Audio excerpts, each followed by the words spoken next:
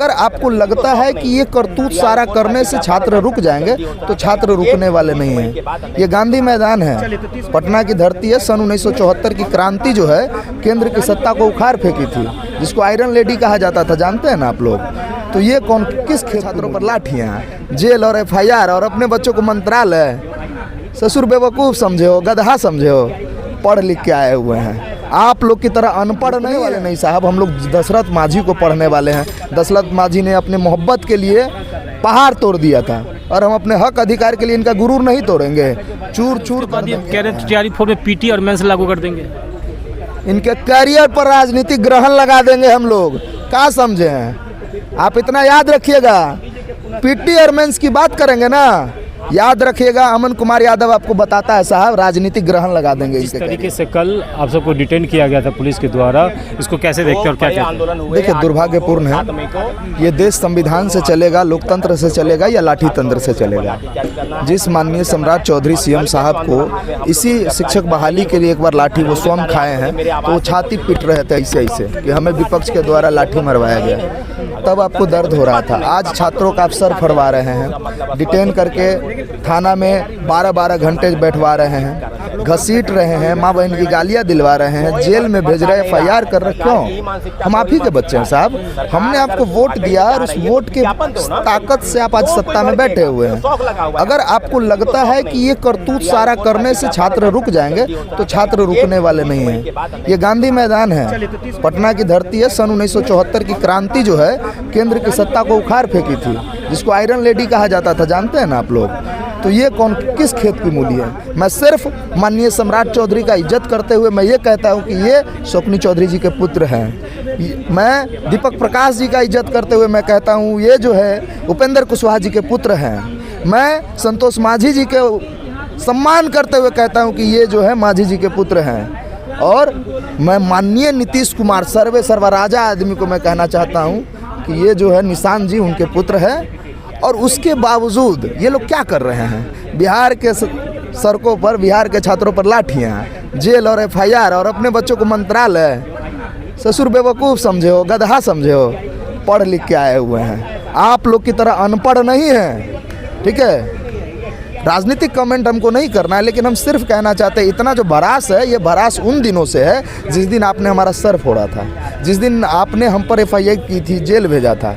तो हम रुकने वाले नहीं साहब, हम लोग दशरथ मांझी को पढ़ने वाले हैं। दशरथ मांझी ने अपने मोहब्बत के लिए पहाड़ तोड़ दिया था और हम अपने हक अधिकार के लिए इनका गुरूर नहीं तोड़ेंगे, चूर चूर कर देंगे। अगर TRE 4 अभ्यर्थियों की मांग पूरा नहीं हुआ तो खुला चैलेंज देते हैं महोदय को, माननीय को, कि माननीय साहब याद रखिएगा पटना का जो क्षेत्र है वो रणसमर बनेगा। और आप क्या किए थे?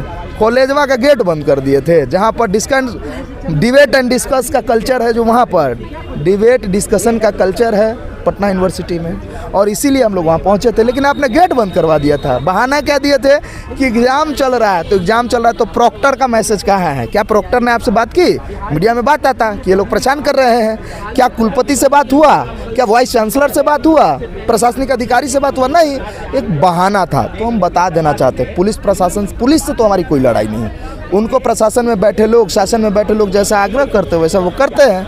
इनको हम साफ साफ कहने देना चाहते हैं, अगर आपको बिहार का गरीब शिक्षित छात्र वर्ग वर्सेस सरकार और पुलिस करवानी है तो याद रखिएगा साहब, पटना की धरती आपको बहुत महंगा पड़ेगा। ये TRE 4 की एग्ज़ाम तो 2024 में होने वाली थी, लेकिन अभी तक नहीं हुआ, 2026 में ख़त्म होने वाला है। देखिए, मैं वही तो कह रहा हूँ, हम लोग क्यों लड़ रहे हैं? क्या हम लोग लड़ रहे हैं इससे हमें कहते हैं कि आप फंडेड हैं, तो हमारा अकाउंट चेक कर ले, होगा कम से कम 10-20 रुपया होगा उसमें, या 0 रुपया भी हो सकता है साहब।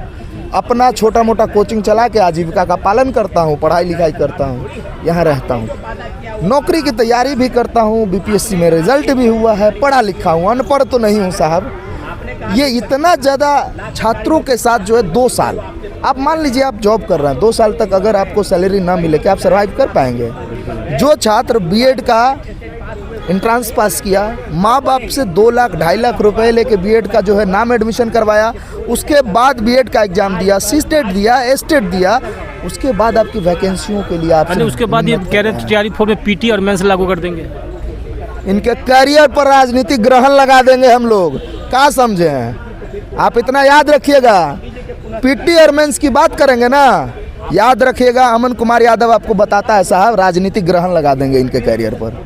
हमारे करियर पर पीटी मेंस, अरे हम तो पीटी मेंस देकर पास हो जाएंगे, लेकिन जो आपके करियर पर राजनीतिक ग्रहण बिहार का छात्र लगाएगा उसको आप कैसे पास कीजिएगा? नेता का कहना है कि यार चुनाव के समय में 10,000 रुपया देंगे फिर सत्ता में आ जाएंगे, नौकरी देने की जरूरत नहीं है, 10,000 दे ही रहे हैं। कौन नेता बोले हैं ऐसा?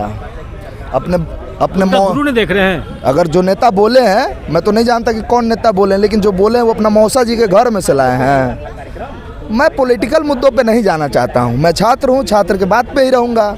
अब 10,000 रुपया दीजिए, एक बार हम ठगेंगे, बार बार नहीं ठगाएंगे साहब, है कि नहीं? ये लॉलीपॉप तो आप हमको दीजिएगा नहीं। तो अब क्या कीजिए, जैसे कल आंदोलन को कर दे, आगे का रणनीति क्या है? आगे का रणनीति है 30 तारीख तक इंतजार करने देंगे, शांतिपूर्ण तरीके से। सम्राट चौधरी से हाथ जोड़ के विनती है, शिक्षा मंत्री से हाथ जोड़ के विनती है, और नहीं निकला टीआरई 4 का नोटिफिकेशन तो मैं आपसे वादा करता हूँ पत्रकार महोदय कि पटना की धरती रण समर बनेगा। रण समर का मतलब ये नहीं कि हम तलवार लेके उतर जाएंगे, हाथों में थाली, चम्मच, संविधान की कॉपी, कुछ तख्तियाँ, ओटो पर कुछ चंद नारे और खुला बदन, या तो हाथों में हथकड़ी। डरने वाले तो नहीं है साहब, बिहार का युवा जग रहा है, याद रखिएगा। और जब जग गया ना तो ये सत्ता में बैठे जो लोग बिहार के युवाओं के भविष्य के साथ खेल रहे हैं, वैसे मंत्रियों को बिहार छोड़ना पड़ेगा। धन्यवाद। तो ये थे अमन यादव का कहना है कि अगर टीआरई 4 में पीटी और मेंस लाएगा तो इनकी राजनीति पे हम ग्रहण लगा देंगे, और 30 मई तक इंतज़ार करते हैं। 30 मई के बाद अगर 30 मई से पहले अगर नोटिफिकेशन जारी नहीं किया तो 30 मई के बाद फिर एक बड़ा आंदोलन होगा पटना में। आप देखते रहिए यूथ जागरण। धन्यवाद।